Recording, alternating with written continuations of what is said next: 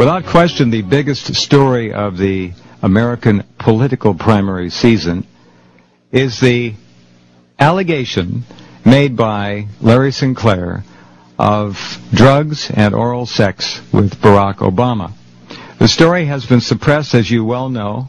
The Globe, an American tabloid, has come out with its second edition on this story. The headline, Obama Caught Up in Gay Murder Probe. The story just got a lot bigger. Pastor James Manning has come forward and made allegations which back up Larry Sinclair's that Barack Obama is bisexual, homosexual, or gay, whatever your preference. Pastor Manning, thank you for being here.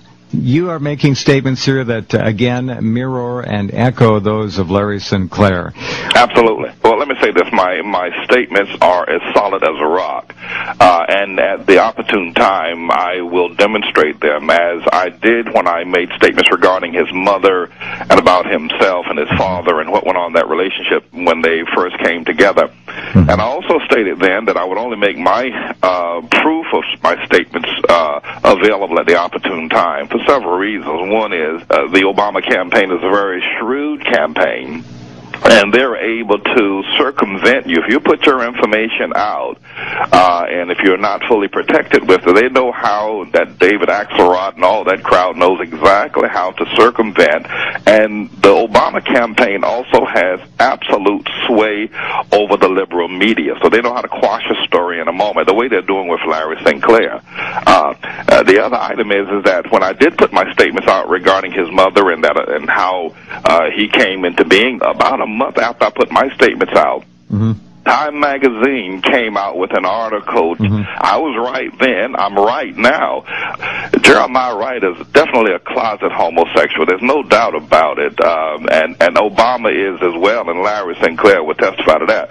But there are a whole lot of other folk in Trinity, United Church of Christ, and around Chicago that would testify to the fact that Obama is a homosexual, as you stated or introduced, as a bisexual, because he is married and obviously enjoys relationships with women as well.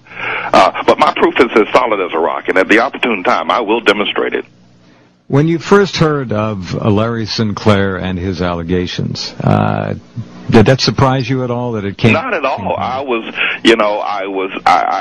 knew that, knowing what I know about Obama, that, when you're a homosexual and you're in the closet, you're constantly trying to feed that sex drive without being caught. And when you have a high visibility such as his, you're always dramatizing what you're doing, and you're bringing more people into your, I suppose, your web of sin. And now that he's become a presidential candidate, he's had to scrutinize himself more, but that sexual drive doesn't go away. So, no, I was not surprised to hear what Larry Sinclair had to say. Not exactly an unknown issue that he is at least bisexual. Everybody knew about Clinton's problems while he was governor, and as he was running for president, everyone knew about them. It's just that, these people are able to manage the press. That's why I'm carefully guarding the things that I say or demonstrating my proof. They're able to manage the press in such a way and public opinion in such a way as to, even though these things are well known, they're able to squash it in such a way as to make the people who come out and make statements look foolish. Right. So I'm watching myself very carefully. Have you spoken to Larry Sinclair ever? No, I have not. I have been aware of him now for about 3 weeks. I knew then that there was some validity to what Larry had to say, but I don't know him personally. I have no idea who he is. Beyond that, this one person who validated myself and him.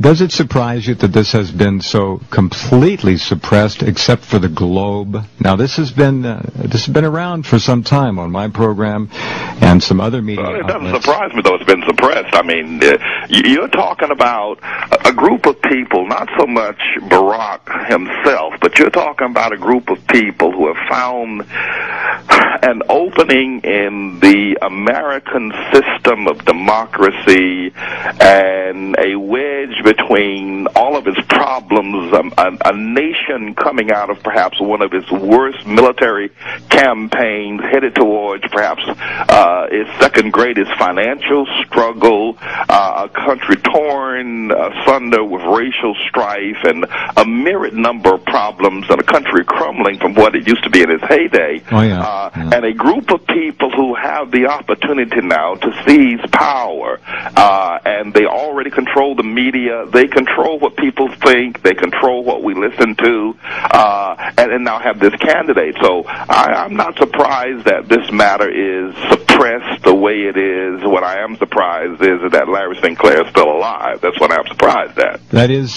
something that Larry worries about quite a bit, too, his personal safety. He has received God only knows how many death threats. There certainly is a very powerful cabal interested in electing Barack Obama to the White House. These people certainly obviously have their hands on the majority, if not the overwhelming dominance of the American mass media, hence the oblivion status of the story. I think that Larry Sinclair would do very well to go to Washington, D.C. with proper protection to the National Press Club and call for a national press conference and make his statements and allegations right there. Would you, sir, be willing to appear at such a press conference, should there be one? Yes, I would. Without hesitation, I would definitely appear.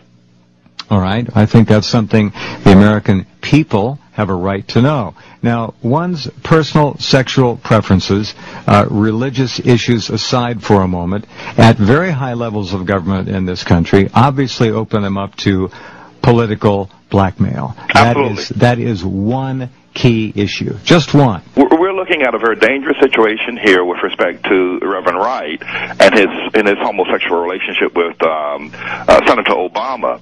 And I'm afraid that the issues that and the people that are aware of Obama's homosexuality, they're not using it now, but they're not his friend, and he understands that as well. They have been.